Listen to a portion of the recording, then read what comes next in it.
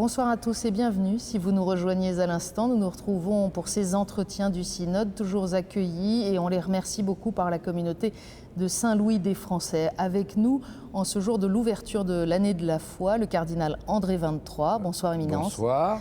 Merci de nous avoir accordé un moment. Je ne vous présente pas, vous êtes archevêque de Paris, président de la Conférence des évêques de France. Les fidèles de Français d'ailleurs vous connaissent bien. Éminence, c'est loin d'être votre premier synode. Quel est votre sentiment au démarrage de celui-ci sur l'atmosphère, sur le déroulement des travaux ? Eh bien, le synode se déroule selon un rite très bien étudié.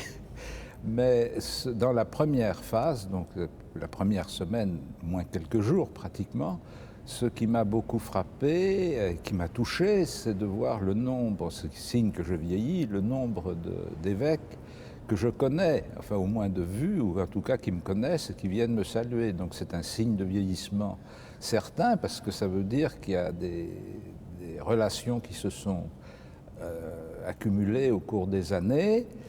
Et puis aussi le climat très fraternel, très cordial que le pape donne à ces rencontres par sa manière d'intervenir le premier jour et puis par sa présence très paisible et très simple. Alors dans la première phase, ce sont surtout des expressions particulières. Chacun des pères synodaux a la possibilité de s'exprimer, de dire quelque chose. Et donc ça donne plutôt l'impression d'une espèce de kaléidoscope où il y a des éléments qui partent un peu dans tous les sens, mais c'est aussi quand même révélateur de la grande diversité de la manière de comprendre la nouvelle évangélisation à travers le monde, selon les situations dans lesquelles on se trouve. Et puis, déjà, à travers la première rencontre du groupe linguistique, on a eu l'occasion d'entrer dans plus de précision, enfin dans plus d'application de la nouvelle évangélisation, ce qui donne un démarrage assez encourageant, assez sympathique. Ce sont des journées assez lourdes, et puis travailler à 300 personnes, c'est quand même pas très simple. Donc on voit bien que le fonctionnement est très rodé. Mais est-ce que c'est un symposium ou est-ce qu'il y a plus que cela dans ce que vous partagez ? En fait, le niveau de participation personnelle effectif est plus dans le groupe linguistique, parce que c'est là qu'il y a d'abord le temps et la simplicité pour exprimer des choses qui ne sont pas forcément très achevées, très mûries. On peut avoir une pensée à partager, ou sur une laquelle idée, discuter. Et puis on peut le dire dans le cadre du groupe linguistique, et puis c'est dans le groupe linguistique qu'on va discuter les propositions. Donc c'est là que chacun va pouvoir dire quelque chose. Dans les assemblées générales, c'est un peu convenu, parce que c'est quand même très cadré par la durée. 5 minutes, c'est très court. Moi qui suis un spécialiste des interventions courtes, je me suis quand même trouvé juste. À la fin de mon intervention, il me manquait 1 minute. Et donc, ça veut dire que ça passe très très vite. Ouais. Vous êtes intervenu sur quoi, si vous avez le droit de nous le dire ? Eh bien, je suis intervenu sur qu'est-ce que ça veut dire la nouvelle évangélisation dans une société sécularisée. C'est-à-dire que j'ai l'impression que, à travers un certain nombre d'interventions que j'ai entendues, qu'on était plus dans la perspective, mettons, d'une post-chrétienté où l'Église serait en train de courir après ses paroissiens qui se seraient égayés dans la verdure. Et je dis, c'est pas du tout la situation dans laquelle nous sommes aujourd'hui. On n'est plus dans la situation où on a des paroissiens qui se sont échappés. On est dans la situation où on a des interlocuteurs, des contemporains, des concitoyens pour qui le christianisme est quelque chose de tout à fait étranger. Donc il ne s'agit pas simplement d'aller gratter un peu pour faire ressortir le catéchisme qui est enfoui. Il s'agit d'une première annonce de l'Évangile. Alors, si on l'appelle nouvelle évangélisation, moi je veux bien, mais en fait, il s'agit d'annoncer l'Évangile à des gens qui n'en ont jamais entendu parler, et donc ça pose de façon différente la question de qu'est-ce qu'on va mettre en œuvre. Est-ce qu'on va chercher à rejoindre des souvenirs, ou est-ce qu'on va entrer dans un dialogue où il n'y a pas de souvenirs et où il faut découvrir quels sont les leviers d'une véritable conversation. Il n'y a pas de souvenir, mais il y a un environnement culturel néanmoins. La Oui, situation de la France est différente de celle de l'Afrique, par exemple. Un environnement culturel qui est de moins en moins religieux, chez nous je parle, en France, de moins en moins chrétien, de moins en moins religieux, et qui est de moins en moins, pardonnez-moi l'expression, je vais l'expliquer, intelligent. C'est-à-dire, je veux dire que la capacité humaine de faire fonctionner la raison comme élément de décision dépend des instruments culturels. Alors les instruments culturels qui fonctionnent le plus dans notre société, c'est l'instantané et l'affectif, c'est pas la raison. Et donc si on veut s'adresser à la raison humaine, il y a tout un travail de construction culturelle à faire. On ne peut pas dire simplement, quand vous avez des gens qui sont complètement bouleversés parce qu'on leur montre à la télévision un accident de voiture, etc., ce n'est pas le moment de leur faire un cours sur la sécurité routière. Ils sont bouleversés, il faut répondre à leurs émotions. Mais quand on essaye d'annoncer Jésus-Christ, on ne s'adresse pas seulement à l'émotion, on s'adresse aussi à l'intelligence. Et donc, mais est-ce qu'on peut commencer par l'affectif et l'instantané aussi ? Ça, c'est pas nous qui choisissons. C'est-à-dire que l'affectif et l'instantané, ça dépend de la vie des gens. Ils peuvent être frappés par des trucs, mais ça, moi, je ne le choisis pas. Je ne vais pas produire de l'affectif pour aller rejoindre l'affectif. Je suis obligé de faire sortir les intelligences et donc les libertés d'une sorte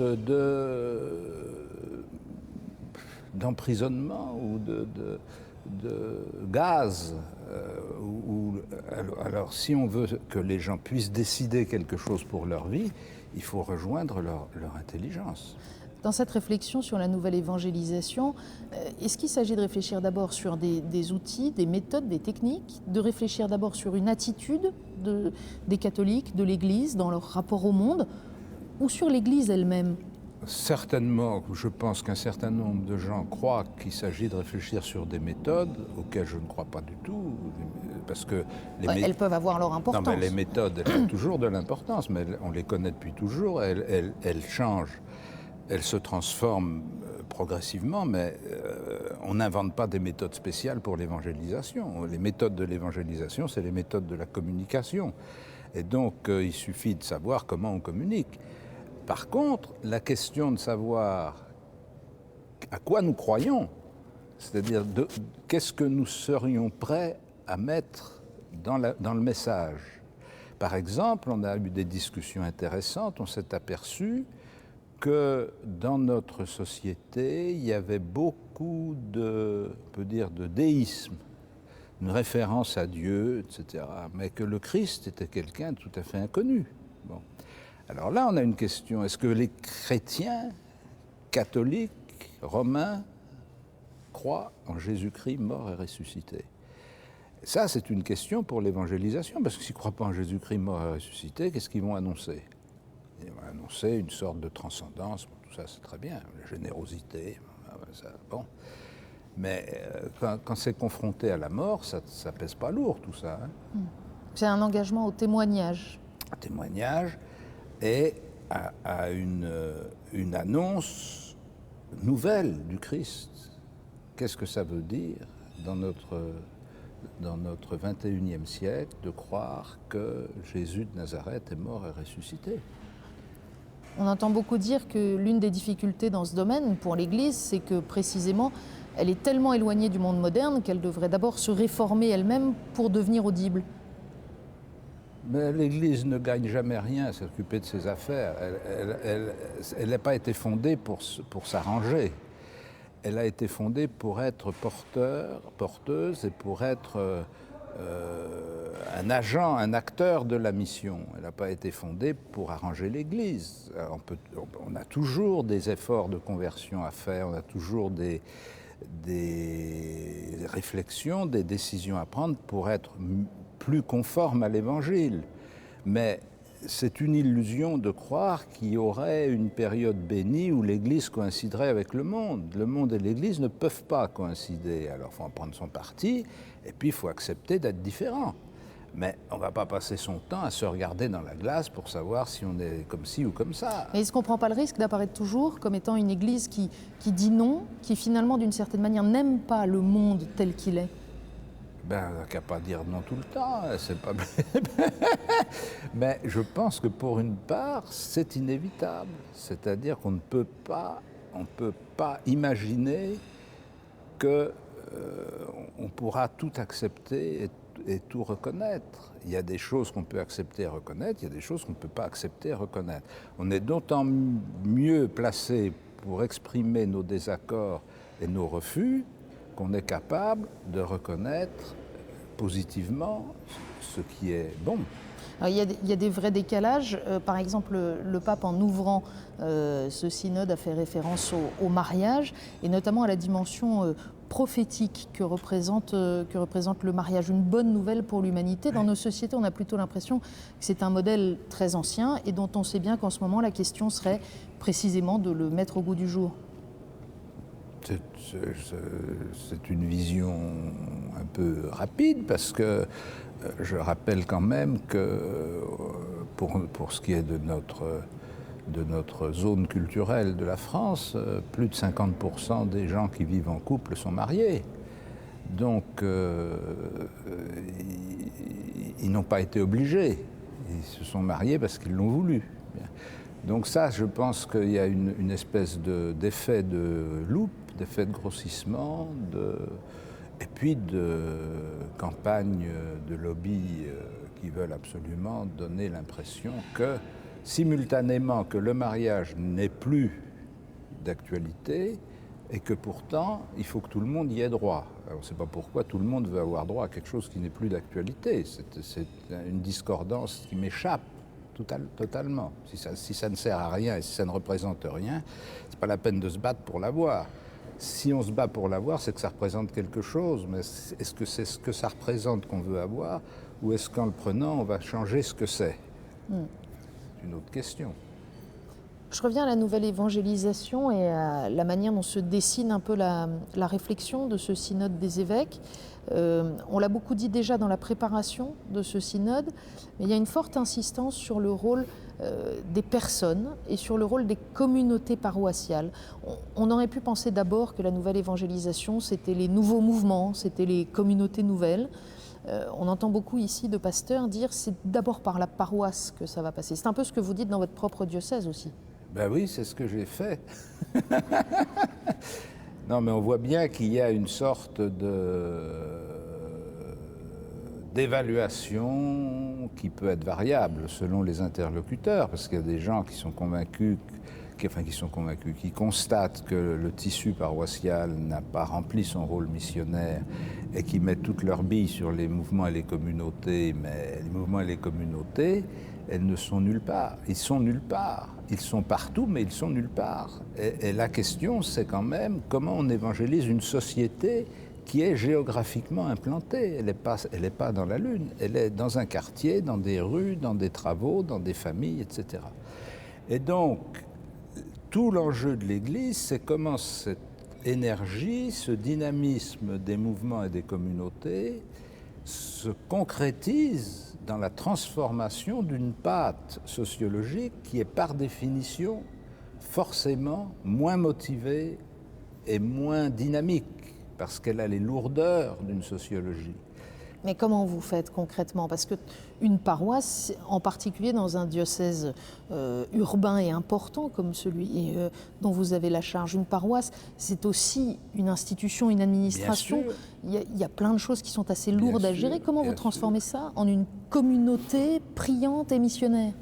Eh ben, c'est ce que nous essayons de faire, c'est-à-dire qu'on le fait d'abord en faisant des micro-réalisations, c'est-à-dire en installant des communautés ou des mouvements sur des paroisses, pour dire maintenant, si vous êtes capable de faire bouger ça, on vous prendra au sérieux. Et c'est un certain nombre de paroisses qui ont bougé réellement, et donc qui montrent que le dynamisme des communautés et des mouvements est applicable sur une population paroissiale, est capable de changer le dynamisme d'une population paroissiale. Et puis, il y a un certain nombre de paroisses où, progressivement, l'évolution de la situation aide les chrétiens à prendre conscience. Est-ce que l'année de la foi que le pape Benoît XVI ouvre est une occasion aussi à saisir dans ce domaine? Bien sûr, oui. L'année de la foi, c'est une excellente opportunité pour aider les chrétiens à prendre conscience qu'ils sont croyants. C'est-à-dire qu'ils sont chrétiens, mais ils ne sont pas forcément croyants. Et alors, on va dire pendant l'année de la foi, ben écoutez, cette année, on va vous aider à vous poser la question, à quoi est-ce que je crois? Qui est-ce que je crois? Et comment est-ce que je crois? Et donc, on va faire ce travail à travers un certain nombre de propositions, diverses propositions, mais précisément, principalement, en s'appuyant sur les assemblées paroissiales du dimanche, qui sont le lieu par excellence de la mise en œuvre de l'appartenance chrétienne.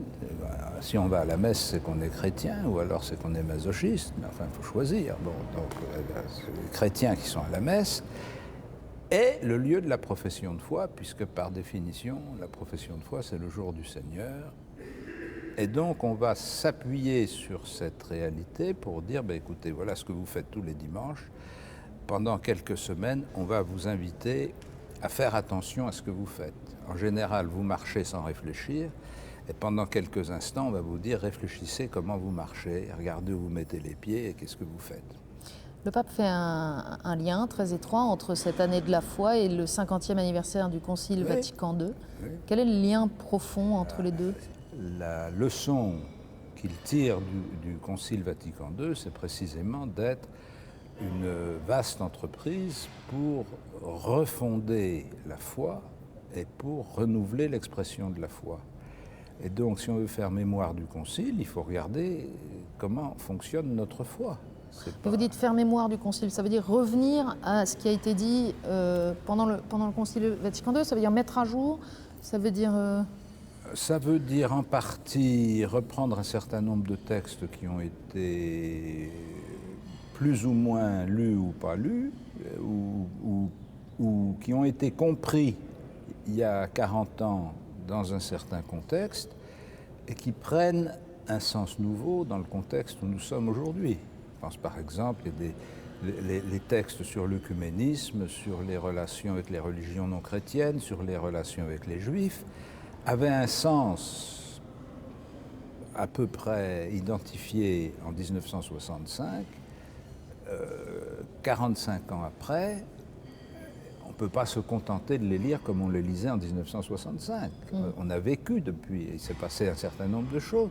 Et donc, il y a une nouvelle interprétation, il y a une nouvelle profondeur dans la lecture des textes. Mais aussi, c'est la question de se replacer dans le dynamisme du Concile, c'est-à-dire non pas de recommencer le Concile, mais de dire, de reprendre les intuitions de Jean XXIII, de Paul VI, qu'est-ce qu'ils ont voulu faire, comment ils ont voulu le faire avancer. Pardonnez-moi, mais on sait tous que dans la vie de l'Église en France, le Concile Vatican II a été aussi une source de clivage, de disputes, de discorde assez profond. Est-ce qu'il s'agit de ranimer ces bagarres? Non, mais il s'agit de savoir si on est dans une perspective authentiquement catholique, c'est-à-dire comme le pape l'a défini depuis qu'il est pape. Je pense qu'il le croyait avant, mais qu'il n'avait pas l'occasion de le dire avec la même autorité. Le Concile s'interprète dans la tradition, dans la totalité de la tradition de l'Église, et c'est le magistère qui est la clé d'interprétation. Si on veut faire du Concile un florilège de textes à interprétation variable selon les intérêts des uns ou des autres, on n'est plus dans une perspective catholique, on est dans une perspective réformée. Alors, c'est tout à fait respectable, mais il faut savoir dans quelle position on se place. Quand un évêque dit qu'il a la clé d'interprétation du Concile que le pape n'a pas, je regrette, mais il est comme Luther. Alors, c'est pas infamant, mais il faut accepter de reconnaître les choses comme elles sont. Le Concile a beaucoup travaillé, on en parlait tout à l'heure, sur le rapport au monde. On entend aussi des observateurs qui, au sujet de cette année de la foi, de l'anniversaire du Concile et même du Synode, disent « c'est curieux, pourquoi faire du neuf avec du vieux? Pourquoi pas engager l'Église dans un nouvel aggiornamento, dans un nouveau travail ?» Et donc le fameux Vatican III qu'on voit ressortir épisodiquement. Ça, c'est une fantaisie. Non, je veux dire que en soi, ça n'est pas ridicule, c'est pas aberrant et c'est pas sans signification. Mais en réalité, qu'est-ce que ça veut dire? Il y a aujourd'hui plus de 5000 évêques. Qu'est-ce que ça veut dire?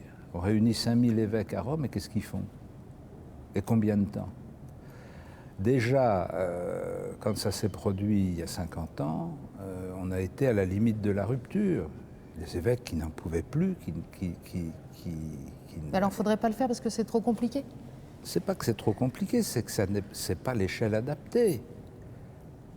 L'échelle plus adaptée, c'est un synode. Là, on est 300. Bon, alors, peut-être que les synodes ne portent pas tous les fruits qu'ils pourraient porter. Peut-être qu'il faudrait se poser des questions sur quel ordre du jour mettre au synode, etc. Mais ça, c'est une échelle où on peut à peu près fonctionner. Mais dire qu'on va fonctionner à plusieurs milliers, ça veut dire qu'on donne les clés à une bande d'experts qui sont cachés dans la coulisse, et c'est tout. À propos du synode, parce que le temps passe vite, on arrive bientôt au terme de cet entretien, qu'est-ce que vous en attendez?